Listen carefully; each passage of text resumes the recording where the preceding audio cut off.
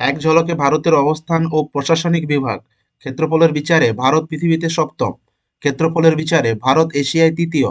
ভারতের প্রমাণ দ্রাঘিমার মান 82°30' পূর্ব। ভারতের উত্তরতম অংশ ইন্দিরা কল। ভারতের দক্ষিণতম অংশ ইন্দিরা পয়েন্ট।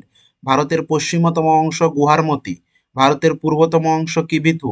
ভারতকে উত্তর দক্ষিণে দুভাগ করেছে কর্কটক্রান্তি রেখা। ভারতের মূল ভূখণ্ডের দক্ষিণতম অংশ কন্যাকুমারিকা অন্তরীপ। ভারত ও পাকিস্তানের সীমারেখার নাম র্যাডক্লিফ লাইন। ভারত ও চীনের সীমারেখার নাম ম্যাকমোহন লাইন। ভারত ও আফগানিস্তানের সীমারেখার নাম ডুরান্ড লাইন। ভারতের বর্তমান রাজ্যের সংখ্যা 28টি। ভারতে বর্তমানে কেন্দ্রশাসিত অঞ্চলের সংখ্যা 8টি। ক্ষেত্রফলের দিক দিয়ে ভারতের বৃহত্তম রাজ্য রাজস্থান। ক্ষেত্রফলের দিক দিয়ে ভারতের ক্ষুদ্রতম রাজ্য গোয়া। ক্ষেত্রফলের দিক দিয়ে ভারতের বৃহত্তম কেন্দ্রশাসিত অঞ্চল লাদাখ।